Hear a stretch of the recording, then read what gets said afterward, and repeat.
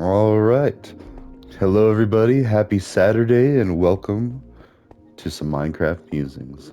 We had some fun with some Elden Ring last night, and but also I wanted to show you I started building a prison right now. It's not very great, but in fact, I'll actually go ahead and go to sleep. But no, I did finally get. This is actually just below my village or my settlement. It's not even really a village.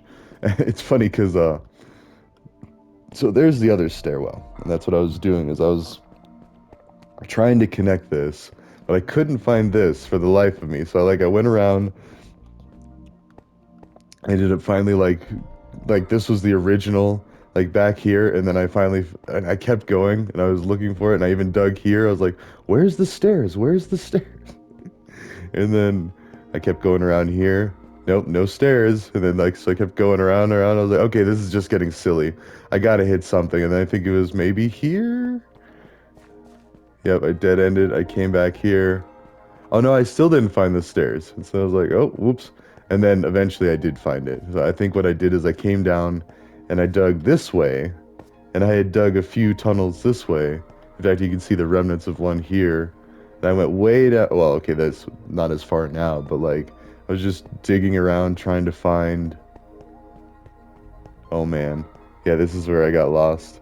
Yep, see, so I couldn't find it. When lo and behold, I just had to keep going up this way. It actually reminds me of a time when I was a kid at the beach out in Oregon. I was walking out into the ocean like an idiot. Like, I mean, there's riptides, there's things that could just rip you away or stuff, like dangerous things.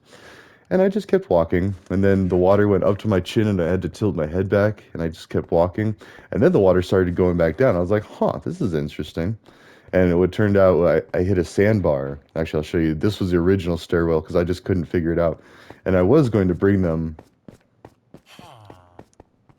Well, actually, I'll show you this other side first. So, anyways, on that sandbar, there was tons of sand dollars, dead sand dollars, but it was like a sand dollar cemetery. I just started picking them all up, and I was carrying just like an armload of these sand dollars over, which seems kind of messed up now that I think about it. And this goes all the way to that village. And see, so I did have rails, and every one of these little alcoves I built, I just put a block down to stop the villager in the minecart, and then I'd go and tear up all the rails that he just did, because I only have a stack, not even two stacks. And I got him. If you look there, pretty much, I think the villagers were over there in the middle of the map where that big corner of water is, kind of like, I mean, I want to say that's how far, like at least a couple hundred blocks. Well, no more than that because I had to rip up like an entire stack and then, stack and then some of rails. I want to say at least three, if not four or five times.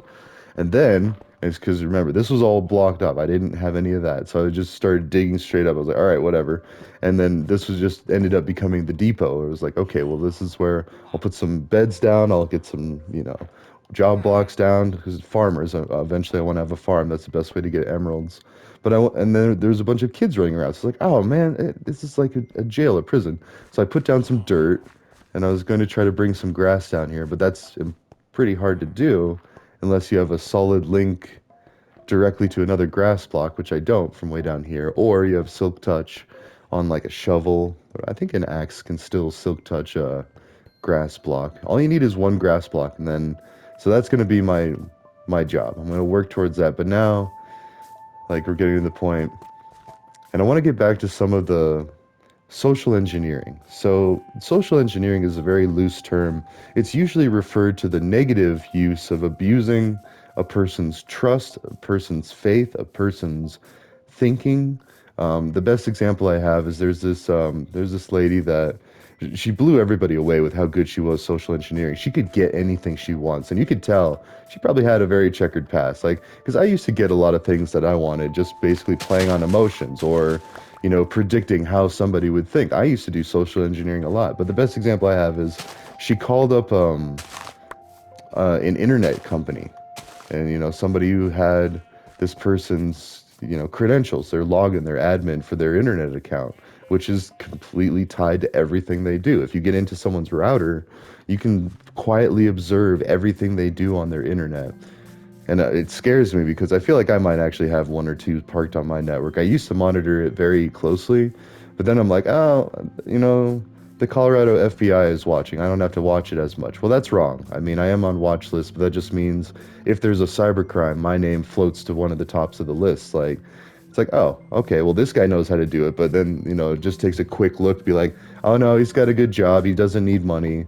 Like, I mean, he's not rich, but one of the biggest indicators of someone who could be compromised is someone that needs money because you're easily bought. And that's what I know the Chinese government does that a lot, where they'll approach somebody that potentially has a security clearance and they'll offer him like a short gain, like, oh, we'll pay for all your debts. But what they're buying is you to be a traitor and to give them secrets. Now, granted, I'm in the idea that we're all humans and I am working very hard. Well, not very hard, but I'm constantly working towards a world where we don't need military. We can just scrap all our military programs. We can stop learning how to kill each other. Because I learned pretty well. I was in the Marines for about a month before they kicked me out for a dirty UA. Um, but leading up to that, I was lifting weights, I was running, I was exercising, I was pushing myself to the limit, I was getting ready to kill people. And before that, I played football for 7, 8 years. Again, sorry, this kind of turned into me. And I trained to hit people really hard and to be able to defend a quarterback and score points. Well, that stopped short of actually doing real harm to somebody, but I could still really mess somebody up and did a few times. Like I had some pretty heavy hits.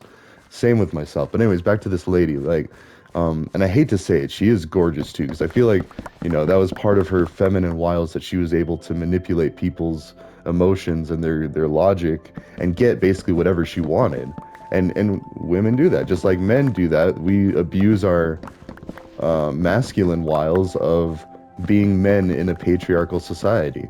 Whether we like to admit it or not, it happens. We hold the door open for the little lady. Like we have to hold the umbrella over for the little lady. Let me show you how dependent you are on me and let me be your protector. Which it's all fine and good if it's just a little bit. Because then it's like cute. It's like, oh, he's, doing something. Chivalry isn't dead, oh, look at that guy looking up the. But think about that. In this day and age, women are perfectly capable of opening a door.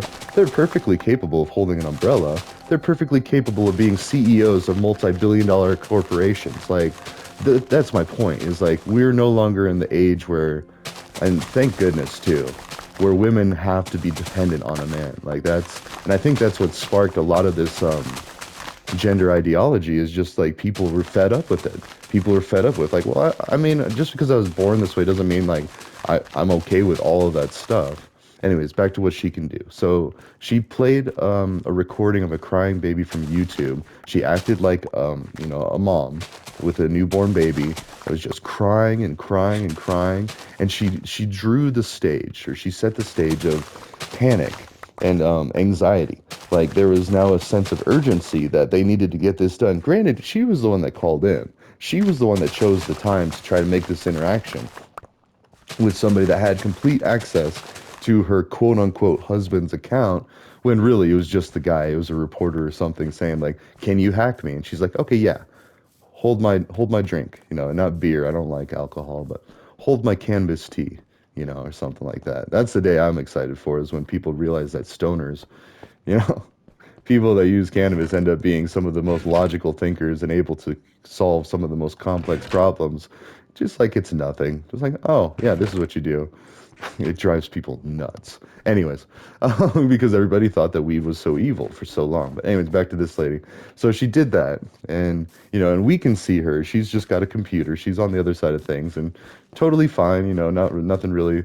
But she's acting like she's holding this crying baby, and she's just slowly getting more and more desperate and more pitiful, and playing on the emotions of this person on the other side of the phone, to where they give her the access. They give her the admin password to the internet at their house, their router. Like she gets in, and then she has access to everything. She can see everything he's doing. Like you just park a virtual machine on a network with Wireshark running, you could see everything. Don't do it, because if you get caught doing that, well, it could be a federal crime. So I would never dream of doing that, because I'm always scared of what would be caught. And that leads into my other talk. So what I want to do, in fact, let's go ahead and let's stop using so much iron. Let's go ahead and get like, I gotta have stone. Yeah. Let's just make a bunch of wood, because now what I need to do, and I want all kinds of wood. Like, we'll start chopping down all sorts of trees. But what we're going to do is we're going to talk about the pillars of Islam, the Ten Commandments. I want to find out what the Jewish equivalent is. I mean, I know there is, but I kind of go cross-eyed when I get a little overwhelmed when it's just like, whoa. I mean, there's a lot to Judaism. Like they've got like multiple books. They've got, and I've had people explain it to me, and I just kind of glaze over. I'm like, whoa, hold on, hold on, hold on. And the same's kind of true with the Bible. The Bible itself, which technically I think is just the New Testament versus the Old Testament. And I think the Old Testament is still what Judaism follows, but I could be wrong. We're not getting to that section yet. I just looked up what the pillars of Islam are. And so, and what we're going to do is we're going to write them down and we're going to analyze them because we're looking at a time when we already have the Ten Commandments posted in one of the American schools. I can't remember which. It's like Louisiana or something.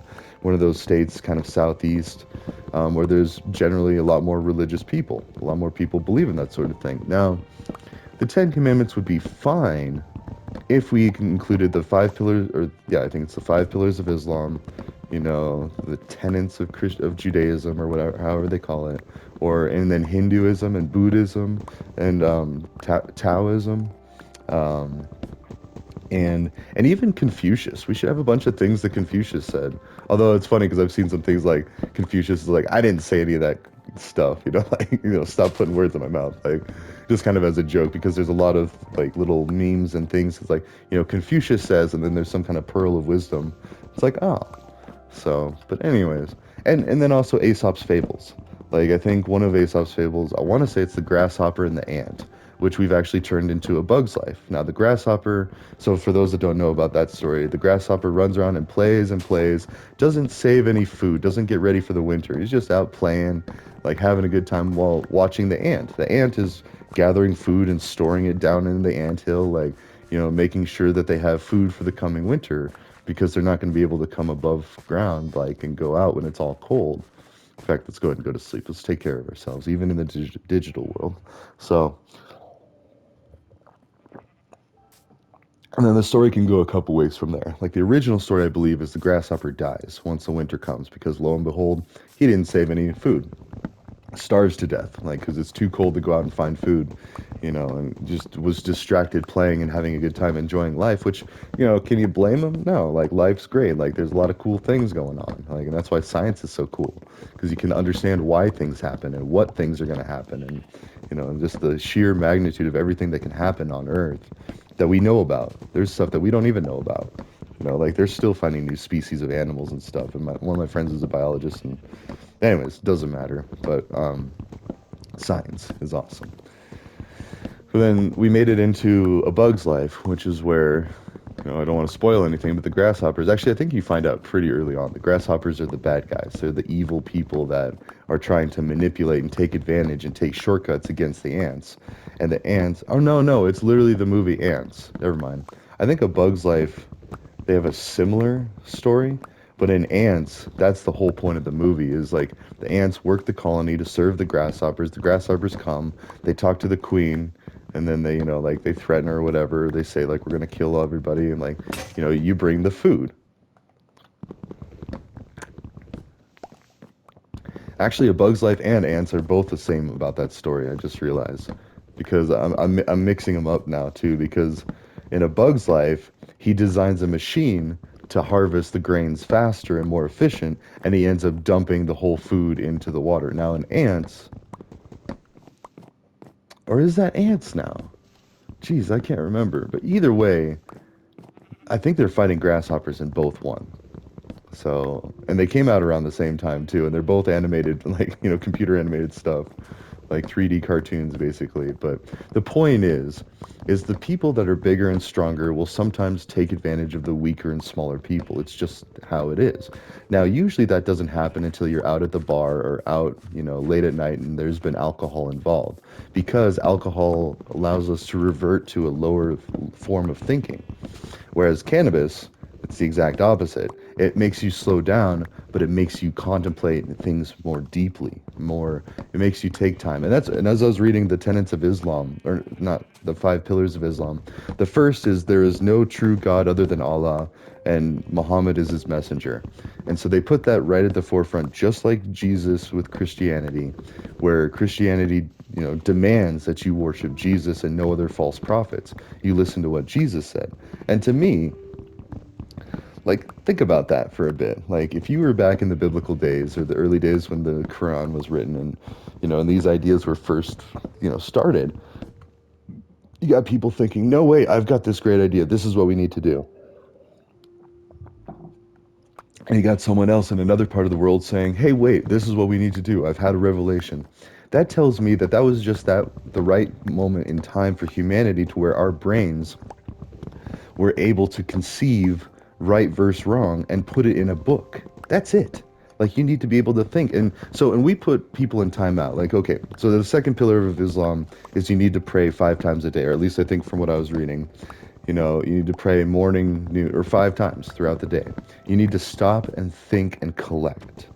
Okay, right there. Cannabis. Like, you need to smoke cannabis 5 times a day and stop, slow down and think, and really think about what's going on, what you're doing, what your life is, what the world is, what the universe is. You need to stop and think.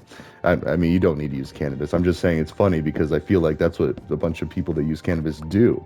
Maybe not even 5 times a day, maybe 1 time a day before bed or something. Similar to how Christians like to pray right before bed.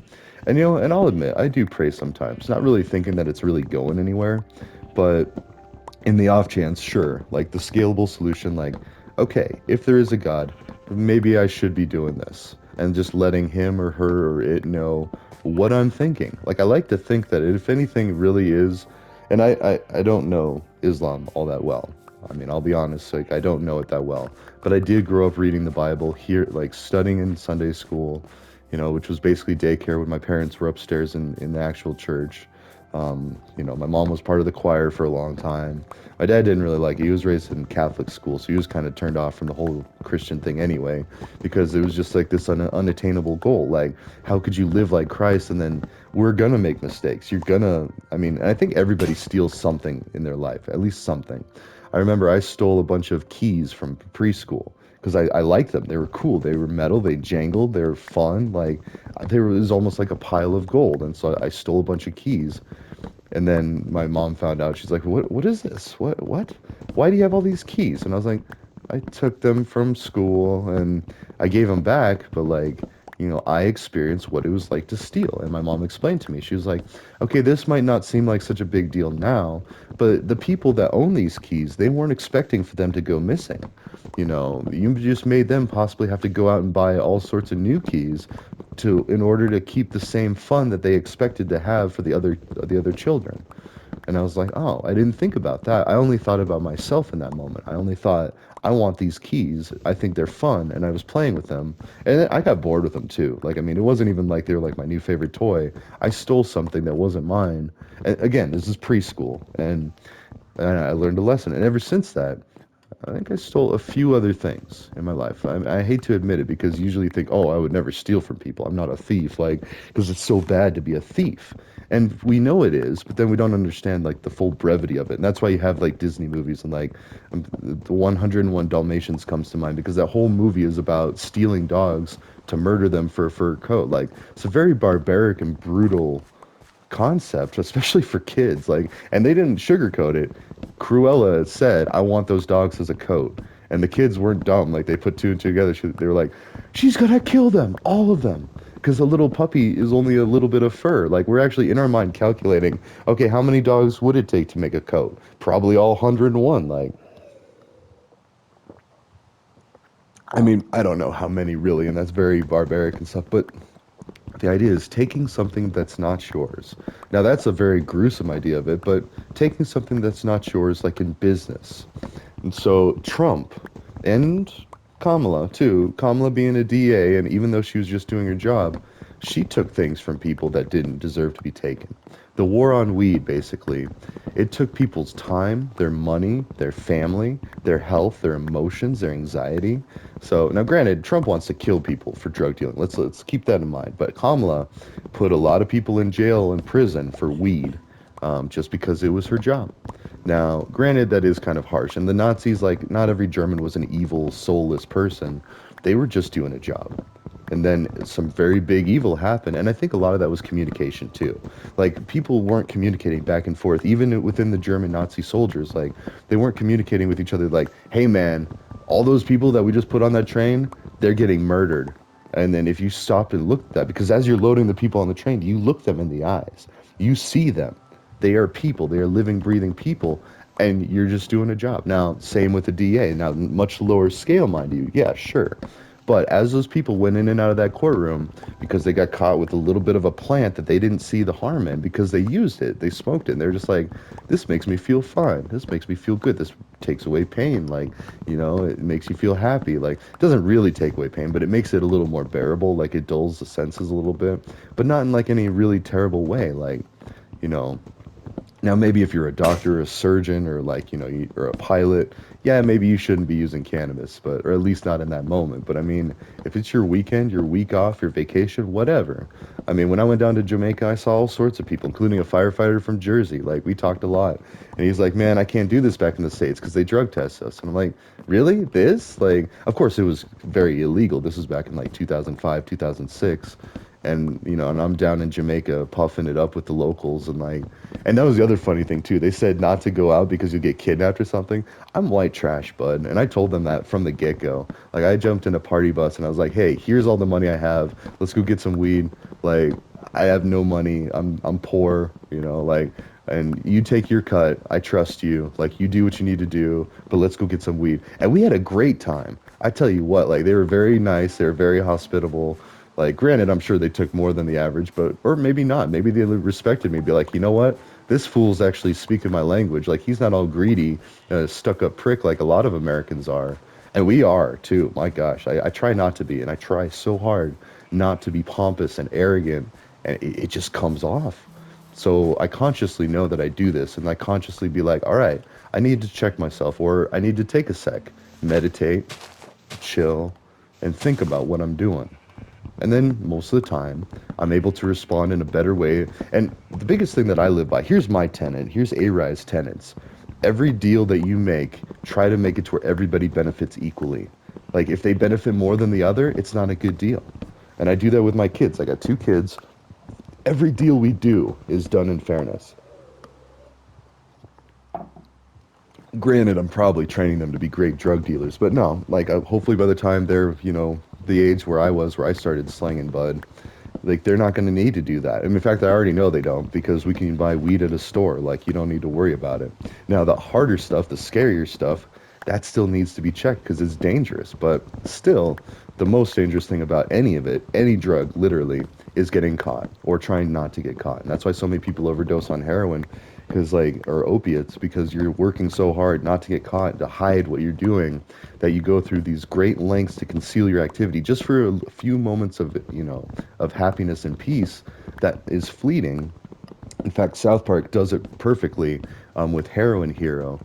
It's basically like Guitar Hero, and video games and gambling machines and all that, they kind of play on the same emotions. They have a bunch of flashing lights and clings, and just like the keys that I stole when I was a kid. Gambling machines, they're all about it. They make all sorts of cool beeps and sounds, and they sound like money clashing, and and people are constantly winning large amounts of small value coins, and slot machines are like that. But even just walking through a casino, it's like you're just on drugs. Like, everything's shiny and flashy and cool colors, and it's like a trip or something, or like rolling or whatever, and it's like, wow. But you're there and you think you're doing what you're supposed to morally and legally be doing. Like, they got alcohol, tons of alcohol. Because again, alcohol blurs your judgment, your logic, your thinking. It makes you like a kid again. Worse than a kid. It makes you, well, actually, no. It makes you like a kid without any, but that's almost disrespectful to the kid, because I feel like even 5-year-olds have more morals, ethics, and logic than, say, Trump. And it's not that he doesn't have them, it's just that he doesn't listen to them. He hears his inner voice saying, hey, this is wrong, or hey, this is kind of messed up.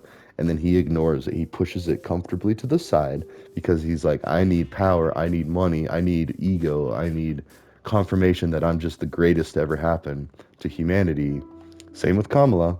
Like, I'm putting this person in prison for a plant that makes people happy and probably more peaceful and actually takes away a lot of the evils of alcohol.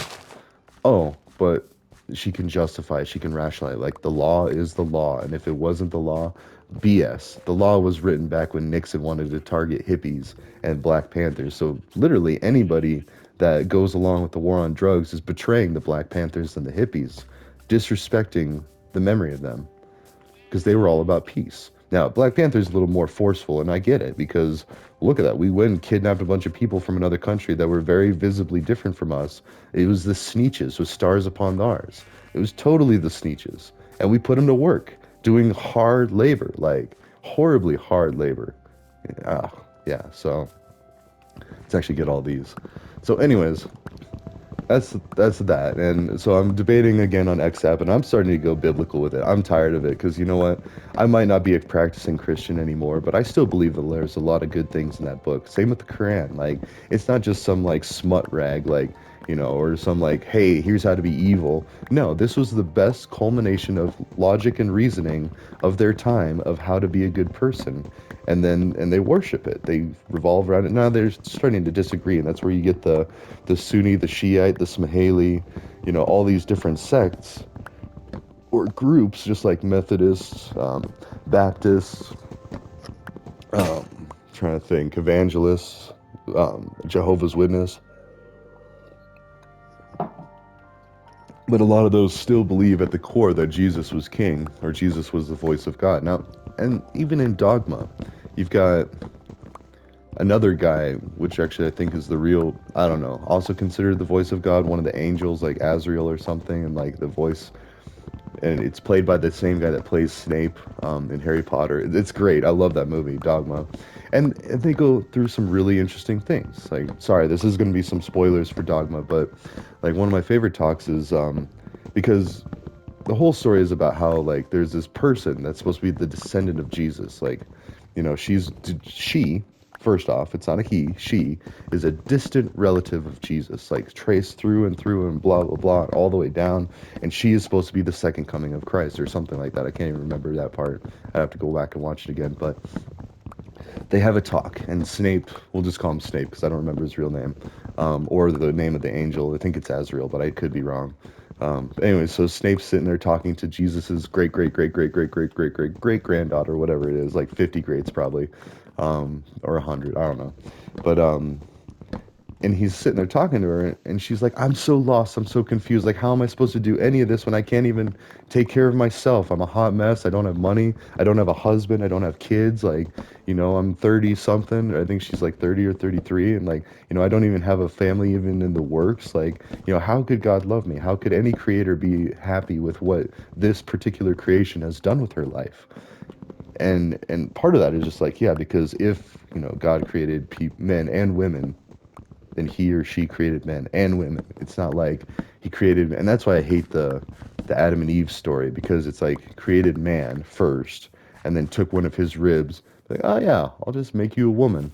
So a woman is made up of just a piece of a man. And see, that's what, and back when I went to church, there was a lot of women in my church, including a woman pastor, and they would just glaze over it, be like, well, yeah, that's what they say, but I don't know if I really believe that part. And just that piece of logic right there is, that's what they say, but I don't know if I really believe that part. That leaves a scalable, open-ended way of adding in additional addendums, amendments, or whatever you need to, because nothing is perfect. It could be perfect for that time, but times change. Like, I mean, one of the more ridiculous things, like with the Bible, like, I mean, if you wear two types of cloth. Wait, did I set an alarm? Hold on, sorry, I just wanna, because I can get talking. It is almost 30 minutes here, but I can get talking about this for a while. But like, one of my favorite things is the West Wing. Like, um, actually, the pillars of Islam are pretty straightforward. Already, I've got three of them. So you got the Hajj, which you have to travel to Mecca, and you have to go to this. Oh, is that my answer?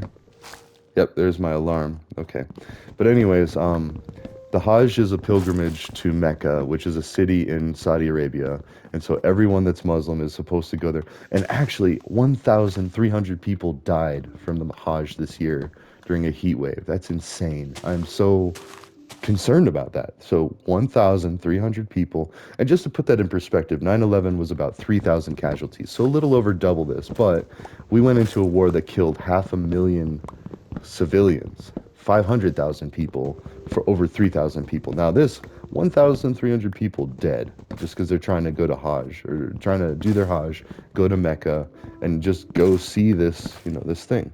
Oh, right, I did not set an alarm. I set it for Oh, well, that's okay. We're actually nearing that. And we're kind of getting back into the two taboos, like religion and politics, because it all does tie together. It's basically taking advantage of people's faith or their beliefs and manipulating it, social engineering it, to where they're angry, they're fired up, and they want to go vote, and they will go vote for somebody. And then, and then that's it. And then you're done. That's your civic duty.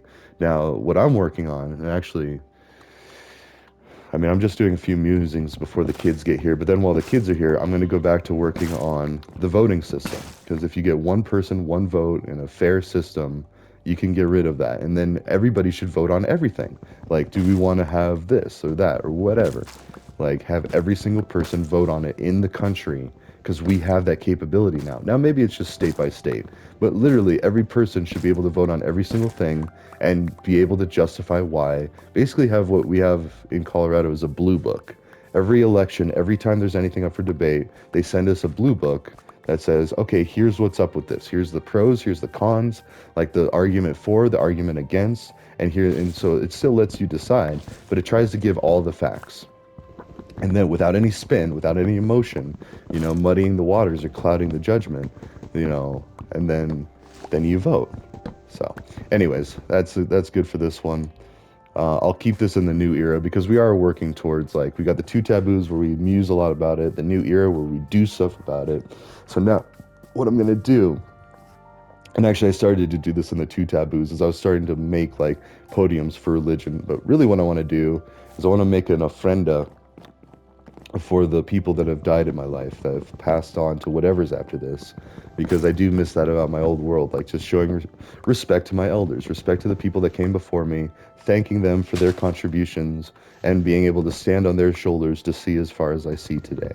It's just respect, and it's deserved. So, anyways, ta-ta for now. I will see you in the next one.